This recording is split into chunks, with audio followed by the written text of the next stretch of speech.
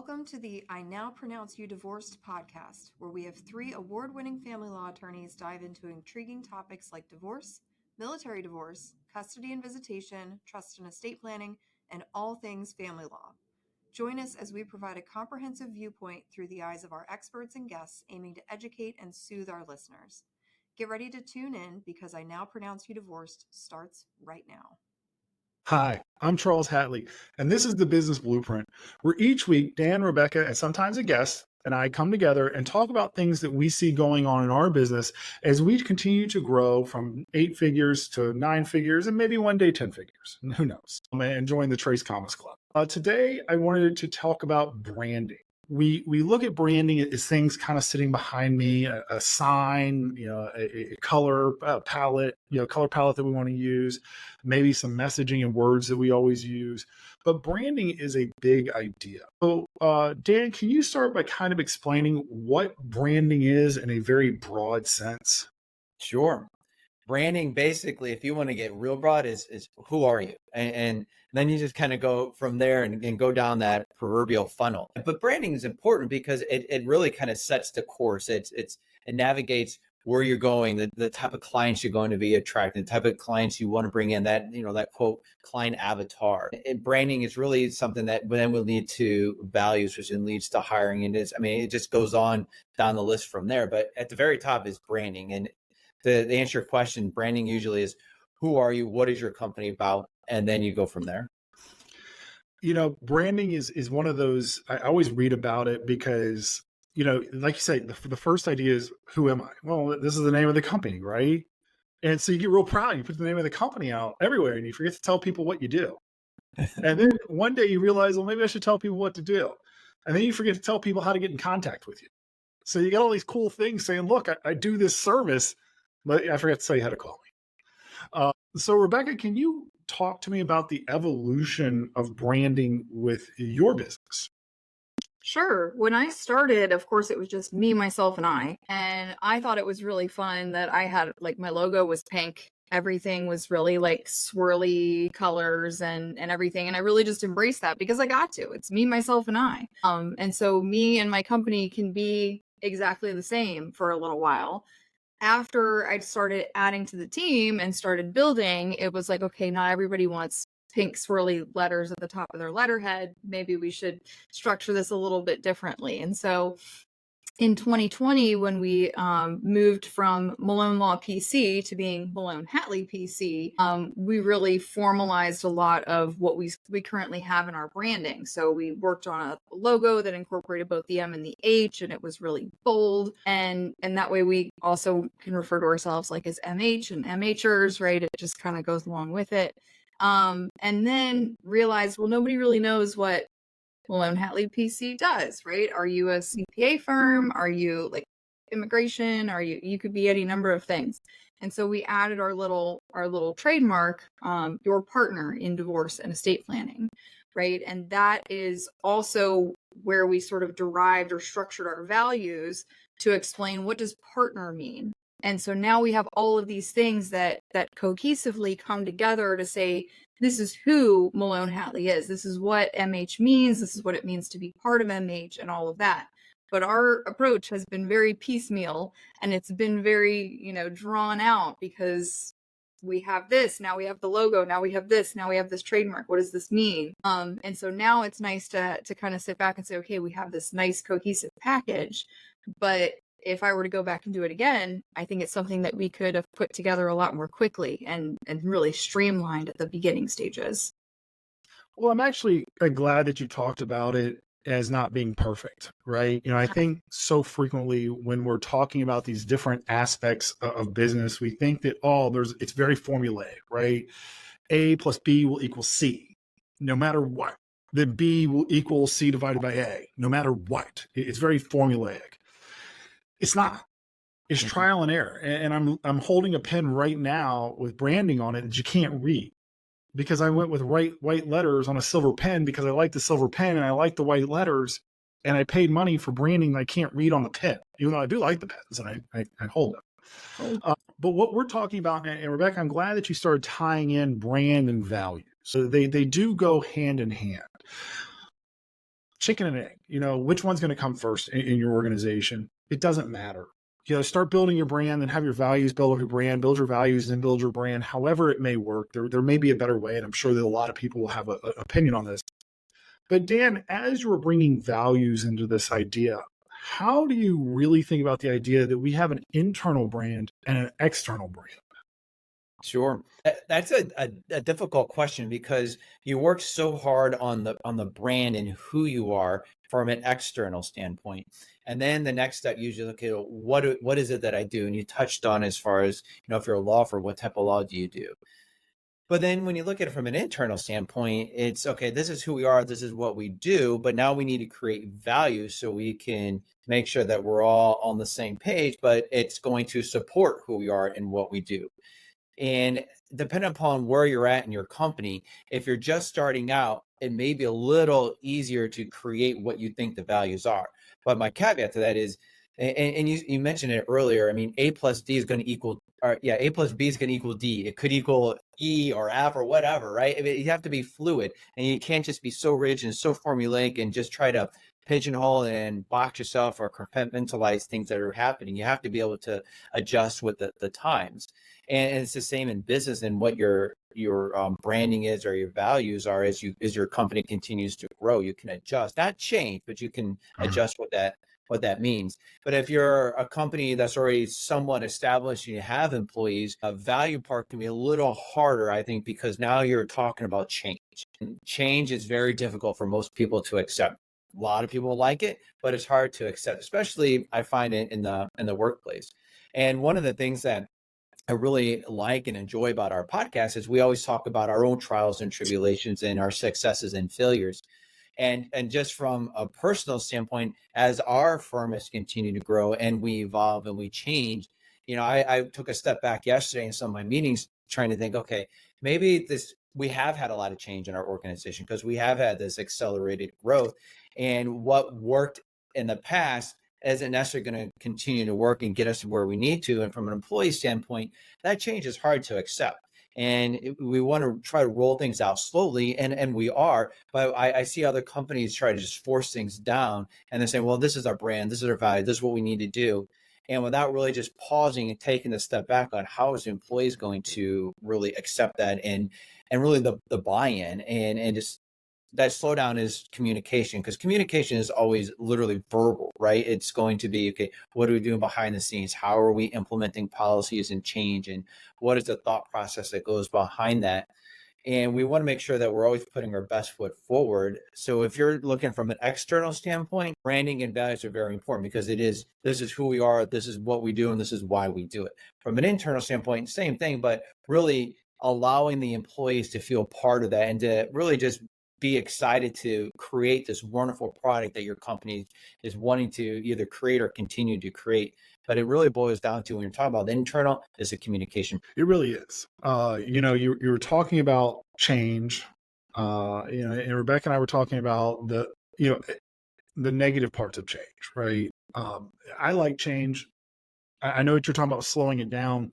Sometimes from a certain level, the change can seem like it's coming slow because we want things to happen instantaneously, and we mess up by not thinking about the impact it's going to have. So we put it like, let's talk about a software change, right? Decide to change softwares. Very simple from a management level perspective. Okay, I have this software A, I implement software B, I turn off software A, use software B. That's pretty hard when you're the one using it. So Rebecca, when we're talking about internal branding and working with the respect of our team on things like change that we know are necessary, how do you balance those two? It's difficult. And so I'm thinking both of company-wide changes or updates. We don't necessarily make big changes all the time.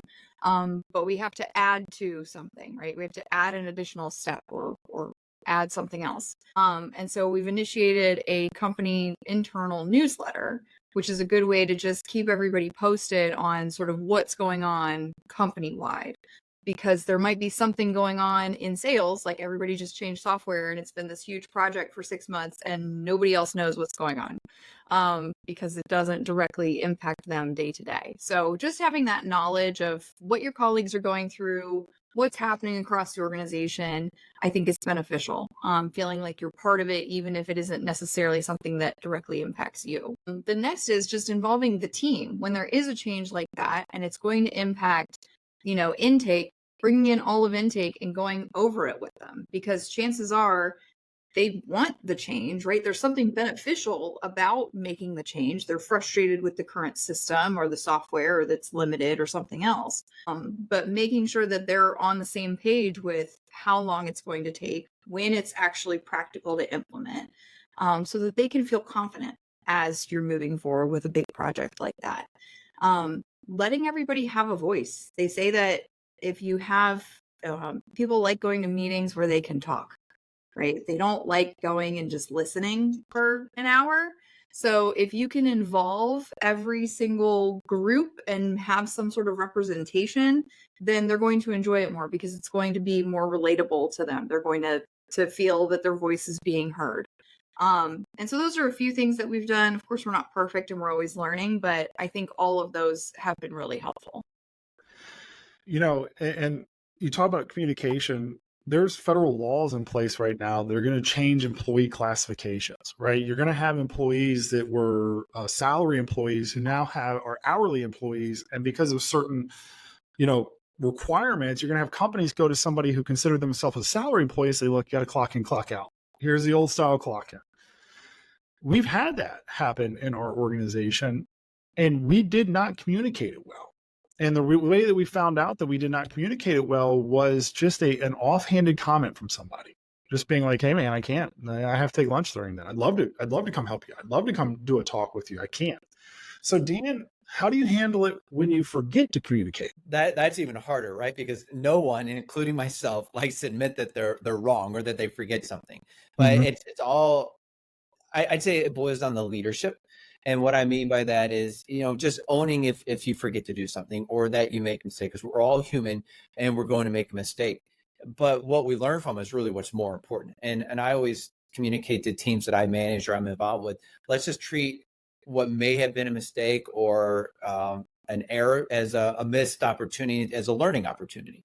What can we learn from that? And what can we do better to make sure that we don't repeat that same mistake? But just own it. You get a lot more trust and buy-in from your team and your employees when you can just own what you did wrong and then move forward and explain, this is what we need to be doing and this is why it's going to be beneficial. And then, of course, ask questions too. It depends on what the situation is. But as long as you're not just dictating and you're wanting the participation, as Rebecca was mentioning earlier, you get more buy-in. You may not get agreement, but that's okay. At least everyone has the opportunity to be heard. And I really do like when I get asked questions or even challenged from a professional standpoint, because it makes me think, well, just because I thought of something doesn't mean it's the best idea. I'm sure there's a better idea out there. But employees a lot of times have this mindset, oh, boss, superior, supervisor says something, I just have to do it. And that's not the best way to lead. And that's one of the many benefits at our firm, is that we encourage our employees to speak up. One of the things that we constantly talk about is, and it's in our mission statement, radical transparency. Those just aren't words that we threw up there and we're like, okay, it sounds fancy and cool because it's radical and it's transparent, right? No, it's kind of the old saying, practice what you preach. Mm-hmm. And we as a company, for those listening, we always like to talk about personal experiences. I feel we took a huge step forward in really peeling back the curtain on revenue and goals, and not just saying this is what our goal is. Our goal is we want to be this number in revenue, and this is what we need to do. And everybody plays a part, from what Rebecca was saying, the intake, all the way to our revenue generators, which is attorneys. And this is how you play your part. And the best part about goals is not just achieving them, but it's celebrating them. That's the really cool thing. And what we want to do when we meet that goal, I think, is something so unique and special to our firm that I'm hearing people are like, okay, what can we do to get here? What can we do for collection? What can we do to, create more awareness and bring in more clients? So it's slowly trickling in, because I feel that people were a little bit taken back that we actually were transparent and said, this is our goal. Why hide it? We're a business. But this is why your role is so important. But as leaders, kind of tying it in from what you're saying, if I'm going to make a mistake, I'm going to own up to it. But that's what makes me a better leader. but that also allows the other team to see, oh, my boss is human. He or she can make mistakes, and they want to encourage that open communication.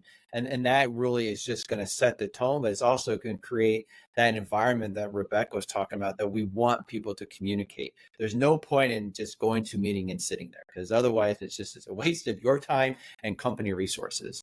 Right. Well, if you get pizza, maybe is a good reason to sit there. And we're talking about these values as an internal brand, but accountability is also part of our external brand. So, what you're saying is you go to somebody and say, look, I'm sorry, man. I should have done this. I did not actually think about. And the reason I brought up the employee classification is that actually hit how people viewed themselves. All of a sudden they viewed themselves as a salary level employee. And now they're like, well, I have to clock in, clock out.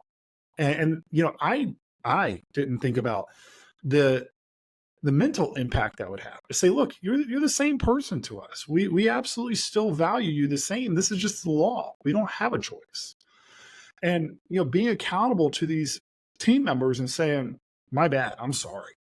How can, and I usually have to ask, what can I do next time to make sure that you get this information? It's not always a fair question, right? They don't know. And sometimes they do know. I got some really good advice the other day from a team member who actually did have a good idea. And I wrote it down and I said, well, I'll do that next time. So I was listening to a Jim Collins book this morning, and he had an interesting anecdote. And he said, a son was sitting in the back seat while his father was driving the car. And the son took the bite of the apple. And he asked his dad, and he said, hey, Dad, why'd the apple turn brown? And the dad says, well, son, once you bit into the apple, it broke the skin and exposed the inner meat. And once the inner meat touched the oxygen, it started oxidizing. That oxidation is what turned it brown. And the son sat there quietly for a few minutes and went, are you talking to me? Because the dad, albeit answered the question, did not think about his audience, right? He gave this long-winded answer that didn't think about his audience. So, Rebecca, from you as a business owner, I know sometimes we get mired in numbers, right? And numbers and numbers and numbers. And we forget to articulate our goals for our listeners, the person that is perceiving the message. So how do you do that? So I usually approach by asking the question before really diving into the data. Just how are things going? How does everything kind of feel? Are you busy? Are you overloaded? Are there problems with a certain thing? Like bring up whatever it is that needs to be brought up and let's talk about it. And then we can say, okay, well, here's what the data is showing me. And does it maybe line up with what you're feeling or what you're experiencing? Or is there something else that's also going on? So I'll give an example, like on our billing team. If I look and say, okay, it looks like our collections are running a little bit slower or our collection rate's a little bit lower than usual, I start out with just kind of how is everything going? And if I find out that, oh, we're completely inundated, and everybody's having to work overtime and we absolutely can't catch up and nobody can catch their breath, okay, well, that explains the data. And then I can go into, okay, I've noticed that collection rate's falling behind and this makes sense, this lines up.